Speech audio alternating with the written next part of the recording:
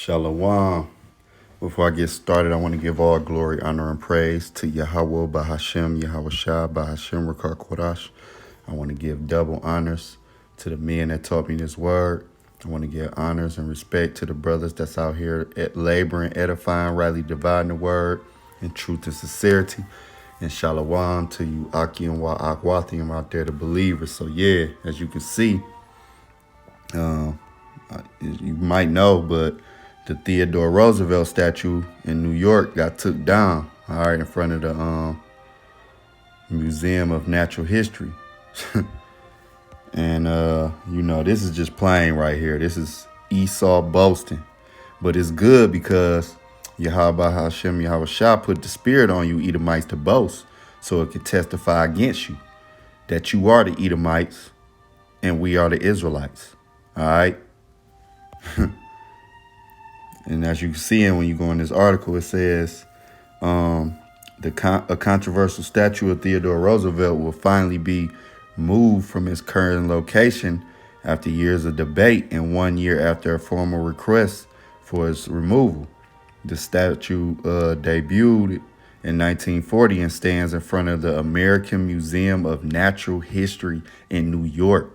It features the 26th president on horseback, flanked by a Native American man on one side and an African man on the other side. So as you can see, this is Esau boasting that he took down the children of Israel, that he took down northern and southern kingdom.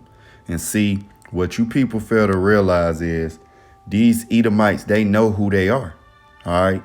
The average Joe Sixpack might not know, but the elites, they know who they are and they know who we are biblically. All right. It's just, you don't know who you is. We didn't know who we was until we came into this marvelous light. But the rest of our people, they think they African American, Latino, this, that, and the fourth, Colombian. No, you're Israelites according to your tribe. All right. And this is plain. But like I said, it testifies against Esau. And matter of fact, let's get to the scriptures. Because when you go to, let's start out with, when you go to Ecclesiastes chapter 10, and verse 7, it says, I have seen servant upon horses and princes walking as servants upon the earth. See?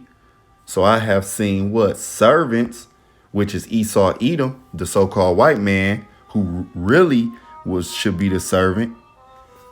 But then it says, and princes walking as servants. So who is the princes? The Israelites, the true Israelites, not you small hat people over there in Israel, not you 1948ers, not you. No.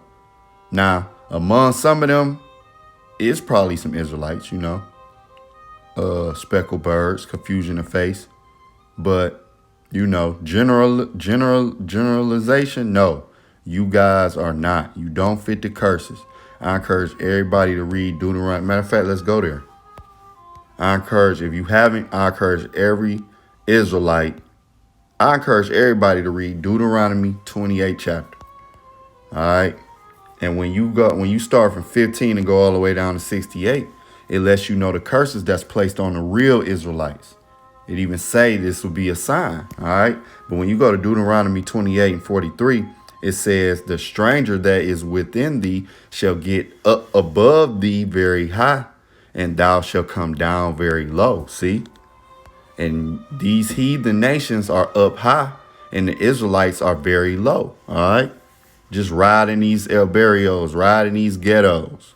All right. You're going to see all these other nations with Esau setting up shop. They pitch their tent in our communities. You don't go to their communities and see so-called black-owned businesses or so-called Mexican-owned businesses. No, you see us working, servants, all right, being servants. But guess what? When Yahweh Shah come and take down you Edomites and all you heathens, well, guess what? Everything going to be turned right side up. It's going to go right back in the place where it should be. And you are going to be very low and we are going to be high. See? So when you go to Jeremiah,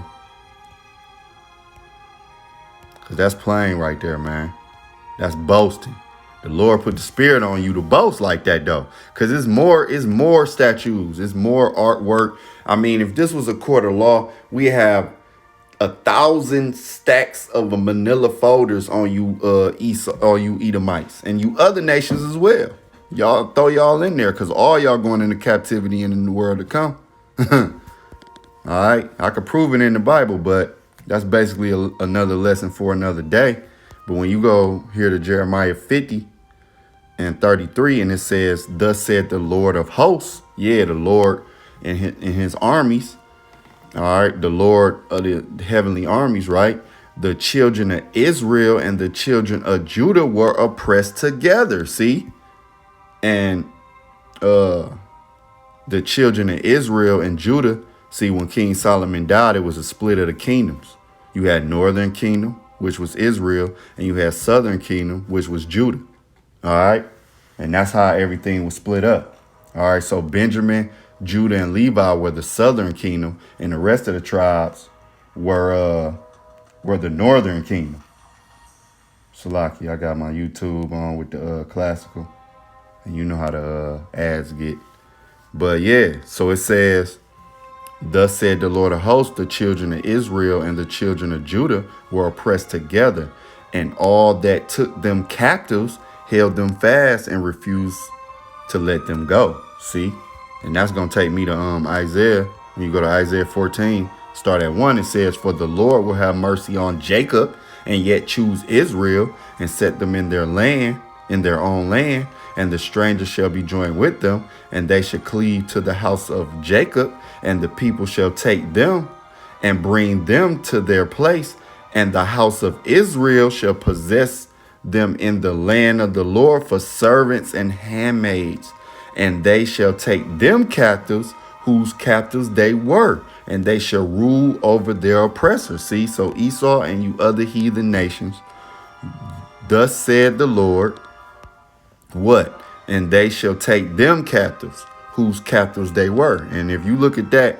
these men look like they in captivity, which were in captivity. We were in captivity. That's why I say I seen in Jeremiah 50, it said what? It said I seen what?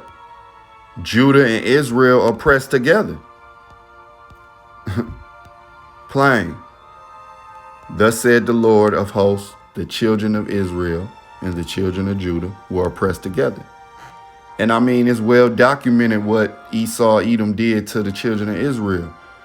How he built this land and how he took this land and everything.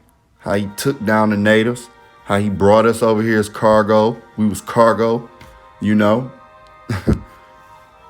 Raped, robbed, murdered. Everything to the children of Israel, man.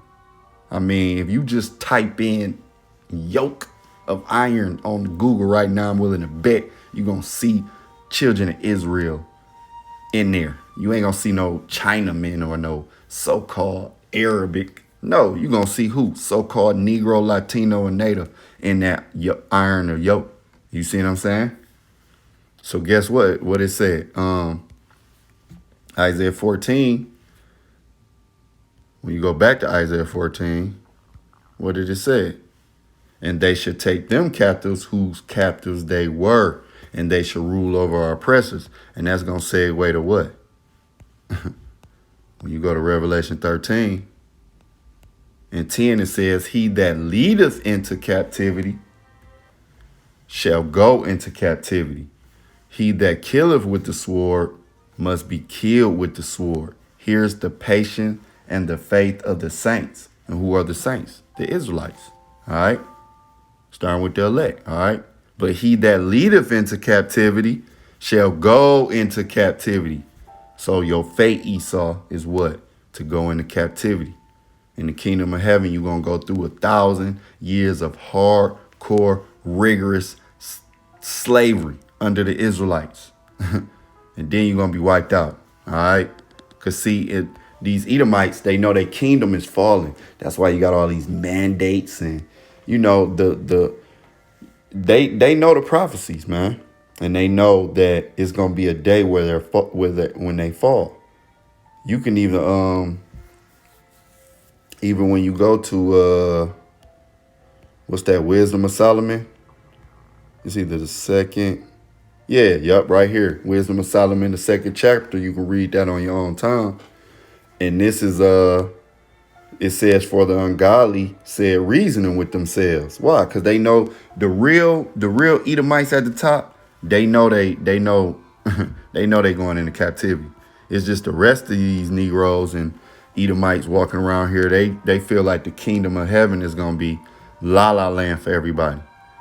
But it's going to be a whole new setup where Israel is going to be on top under Yahushua, King David, and the rest, everybody in their respective rank. But basically, Israel is going to be on top, all right? And the rest of you nations is going to be under that. Everything going to turn back right. So when you go to Habakkuk 2 and you go to 16, it says, thou art filled with shameful glory. Drink thou also, and let thy foreskin be uncovered. Yup. And that's what these scriptures are doing. All right. It's uncovering that skin, Esau, because you was hiding for a long time, man. But this word that went out and things like this right here, this testify against you, man. You see what I'm saying? You was boasting in the 40s. You could just do that in the 50s, the 60s and be, but see now, your empire is crumbling. You see what I'm saying? So what it says in 16, it said, thou art filled with shameful glory. Drink thou also, and let thy foreskin be uncovered. The cup of the Lord's right hand shall be turned unto thee, and shameful spewing shall be on thy glory. Yeah, so thou art filled with shameful glory. That's why they want to take slavery out of the schools. They want to take these statues down. They don't want this attached to their legacy. You see what I'm saying? Of their forefathers, what their forefathers did. A lot of them, if you can receive, is back in the reincarnation. You got slave masters back in the reincarnation. But that's a whole nother lesson for another day. But yeah, so a lot of these Edomites, they don't want this attached. A lot of the elites, they trying to hide it, but you can't hide it because it's already out here. All right. But see, the Lord had it, put it on whoever spirits it was to have it taken down. Why? Because this was a small inkling of what? Their kingdom is about to go down. All right. See, their kingdom is about to go down, man. You see what I'm saying? And that's all it's saying. This is going to be my closing scripture right here. When you go to Ecclesiasticus, Sirach, the 25th chapter. All right. And you go to verse 7. It says, there be 9 things which I have judged in my heart to be happy. And the 10th I will utter with my tongue. A man that have joy of his children, and he that liveth to see the fall of his enemies. And Lord willing, I'll be here to see the crumbling and destruction of Babylon the Great, a.k.a. America, man. You see what I'm saying? And Lord willing, I'll be of the elect and be of them first fruits that get to drag you heathens, starting with the Edomites, out in chains. And just like you had us in chains, we're going to put you in chains, Esau, and the rest of you heathens as well. Because y'all capitalized off our downfall. Y'all was a part of our downfall as well, and y'all clapped and was happy. You see what I'm saying? On the children of Israel downfall. That's why I said you can find Ammon and Moab. They got these beauty and barber, the so-called Chinamen got all these beauty and barber salons, the so-called Arabics selling you cigarettes in the gas station, and they pinched their tents. You got Esau with his businesses. You got all these other nations with businesses in Israelite neighborhoods. They pitched their tent. Why? Because they capitalize off our downfall. See? So guess what? In the kingdom, in the world to come, we going to capitalize off y'all downfall. All right? But yeah, I just wanted to bring this out, this plane right here. I'm just leave it up. It's plain. So you Negroes, so-called Negroes, Latinos, and natives, this right here is man, it's plain. You know what I'm saying? So, Lord willing, it was edifying. To the next lesson. Shalom.